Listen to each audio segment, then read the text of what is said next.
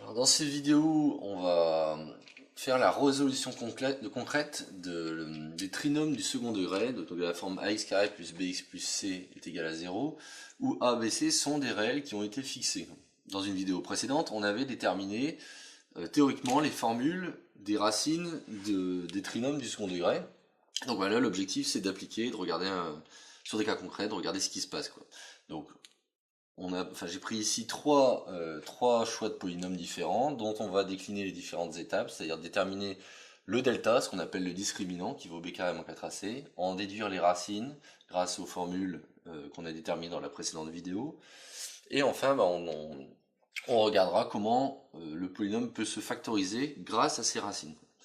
Donc la première chose à faire dans les trois cas, c'est de déterminer le discriminant. Le discriminant, c'est b moins 4ac. Donc b, je rappelle que c'est le coefficient qui est en facteur du x. A, c'est le coefficient qui est en facteur du x carré. Et c, c'est le coefficient qui est en facteur de x puissance 0, c'est-à-dire la constante. Donc dans le cas de ce polynôme-là, votre b, il vaut 1. C'est-à-dire que delta est égal à 1 moins 4 fois a qui vaut 1 également, et c qui vaut 1. Donc moins 4 fois 1 fois 1, c'est 1 moins 4. Ça fait moins 3. Moins 3, c'est strictement négatif. Et donc on avait vu que si le delta est strictement négatif, bah, il n'y a pas de solution réelle. Donc là, il n'y a pas de solution réelle. Alors je rappelle qu'il y a des solutions qui sont dites complexes. Donc ça sera deux solutions complexes conjuguées. On verra ça dans une autre vidéo. Donc il n'y a pas de solution réelle. Et donc il n'y a pas de factorisation possible dans les réels. Par contre, il y en aura une possible dans les complexes, puisqu'il y a des solutions, des racines complexes. Alors, pour le deuxième cas, le delta, il vaut b au carré. Donc b, c'est moins 4. Moins 4 au carré, ça fait 16. Moins 4, facteur de a, qui vaut 1. Facteur de c, qui vaut 4. Donc ça fait 4 fois 4, ça fait 16. Donc ça me fait 16 moins 16. J'obtiens donc 0. Et donc on avait vu dans ce cas de figure que il y a deux racines, mais ce sont les mêmes racines. C'est-à-dire qu'on a une racine double qui est x est égal à moins b sur 2a. Donc moins b sur 2a, sachant que b c'est moins 4, donc ça fait moins 4 sur 2a, c'est-à-dire 2 fois 1. Ça fait 4 sur 2, ça fait 2. Voilà, donc on remplira cette case ultérieurement. Je vais commencer par traiter le troisième trinôme. Donc le delta pour le troisième trinôme, il vaut b carré c'est moins 12 au carré, moins 12 au carré c'est 144, auquel je retranche 4, facteur de a qui vaut 2, facteur de c qui vaut 10. Donc ça fait 144 moins 80, ce qui fait 64.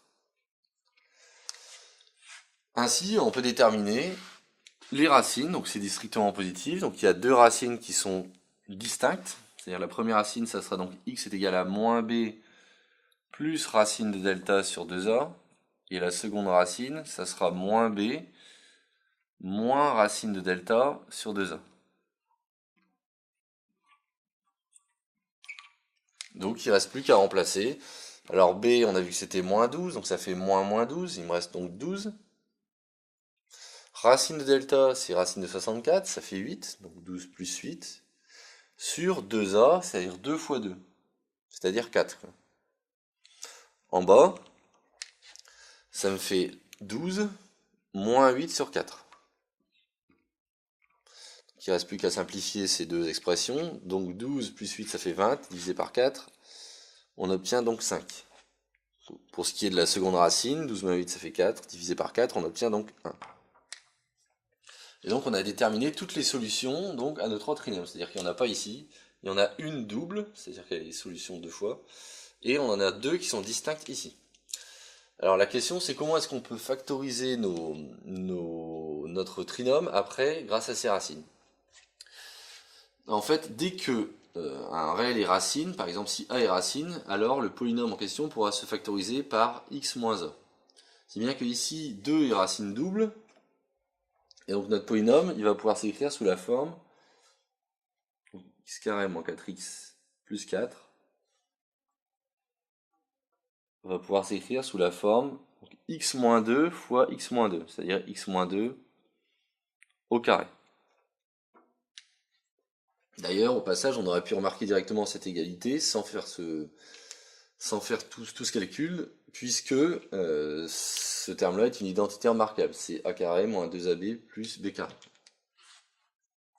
Même raisonnement ici, c'est-à-dire que ce polynôme-ci va pouvoir se factoriser par, donc d'un côté, il va pouvoir se factoriser par x moins 1, parce que 1 est racine, donc il va pouvoir se factoriser par x moins 1.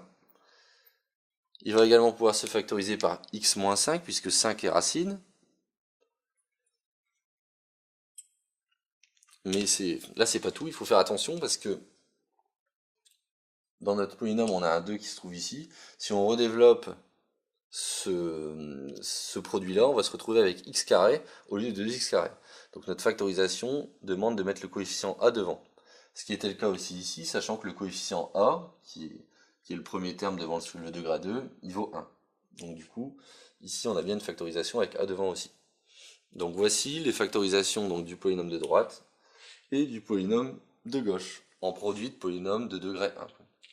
Donc ça termine la petite vidéo sur comment appliquer comment résoudre concrètement un trinôme du second degré et éventuellement le factoriser si on le demande.